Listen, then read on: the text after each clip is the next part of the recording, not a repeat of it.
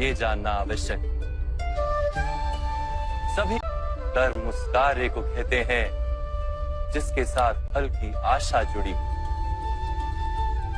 मनुष्य जब भी सुख की, संपत्ति, प्रशंसा की आशा रखकर कोई कार्य करता है तो वो उस कार्य के फल से बंध जाता है। जब किसी कर्म को फल की आशा से किया जाए तो उसे सकाम कर्म योग कहते हैं, और जब किसी कर्म को बिना किसी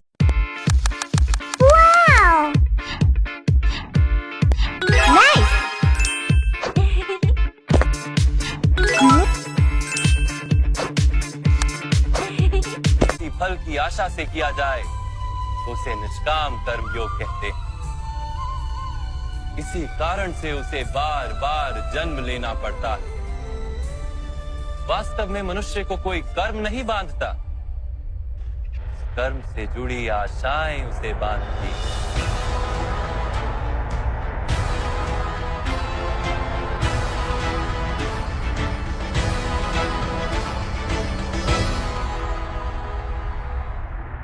वास्तव में मनुष्य को कोई कर्म नहीं बांधता, उस कर्म से जुड़ी आशाएं उसे बांधती हैं। वो कैसे मालूम? यदि इस युद्ध में तुम्हें विजय होने की आशा है तो पराजित होने पर तुम्हें भीषण दुख होगा, और वो दुख तुमसे कोई अन्य कार्य करवाएगा जिसके लिए तुम्हें दूसरा जन्म लेना पड़ेगा। और यदि तुम विजयी हुए तो तुम्हारा अहंकार Royal Circlo Rummy.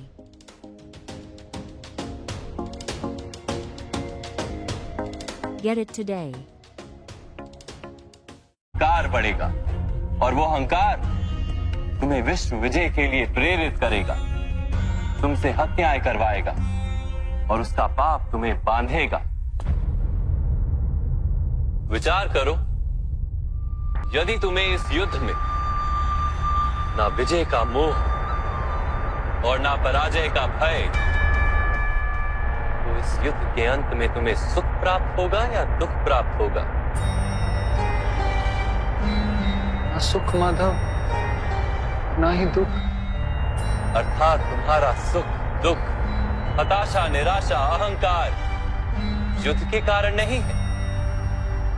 युद्ध के साथ तुमने जो आशाएं बांधी हुई हैं उसके कारण है। क्या ये सत्य नहीं है पार्थ?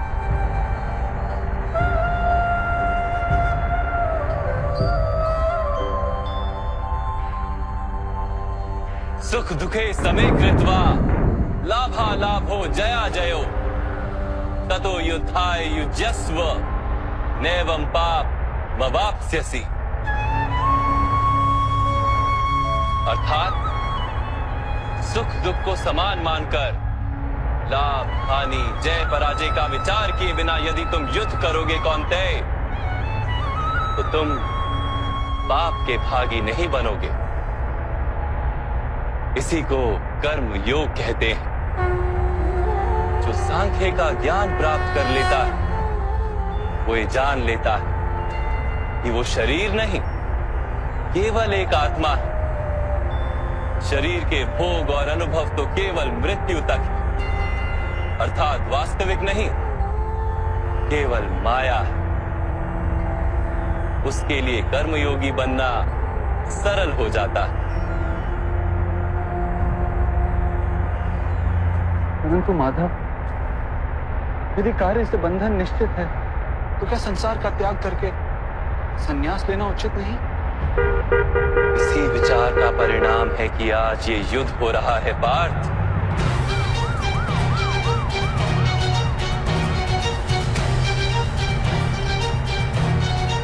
विचार करो, जब सत्व गुण से भरे धर्म को जानने वाले लोग कर्मों का त्याग करते हैं, तब अधर्म से भरे लोग ही संसार को चलाते हैं।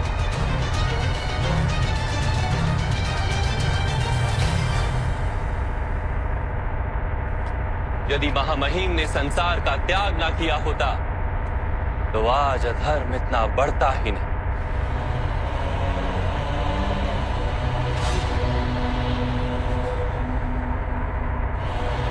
और तुम्हारे पिता ने यदि संन्यास ना लिया होता तो आज भ्राता युधिष्ठिर सुख से राज कर रहे होते।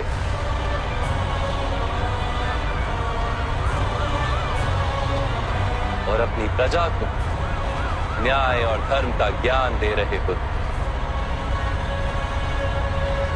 किंतु दुखदायक बात तो यह है पार्थ कि सत्व गुण से भरे मनुष्य ही संसार को लाभ दे सकते हैं, किंतु वो ही संन्यास का विचार करते हैं।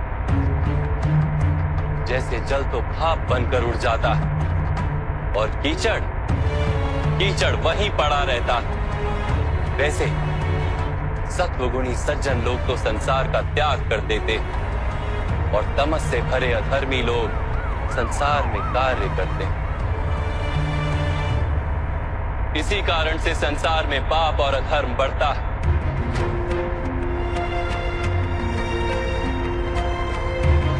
किंतु कर्मयोग इस विचित्र स्थिति से सारे संसार का रक्षण करता है।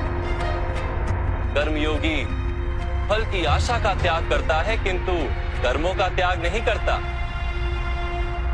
वो इसी संसार में रहता है, सन्यासी की भांति सारे कार्य करता है, किंतु उनमें लिप्त नहीं होता।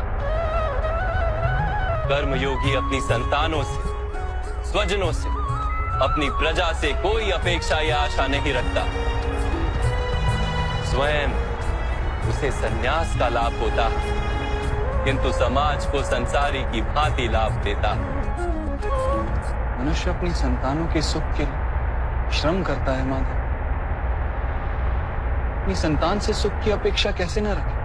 मनुष्य अपनी संतानों के लिए जो भी करता है वो व्यापार है या प्रेम पार? प्रेम माधव। तो फिर अपने कार्यों के प्रति फल की इच्छा क्यों पार?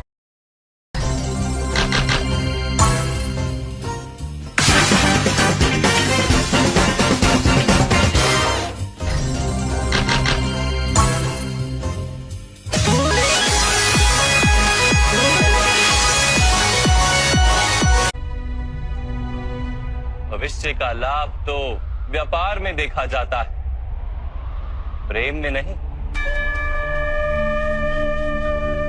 जो मनुष्य अपनी संतानों का चरित्र निर्माण उचित रूप से करता है, संतानों को प्रेम और धर्म के संस्कार देता है, उसकी संतानें भी मनुष्य को प्रेम और सुरक्षा अवश्य देती।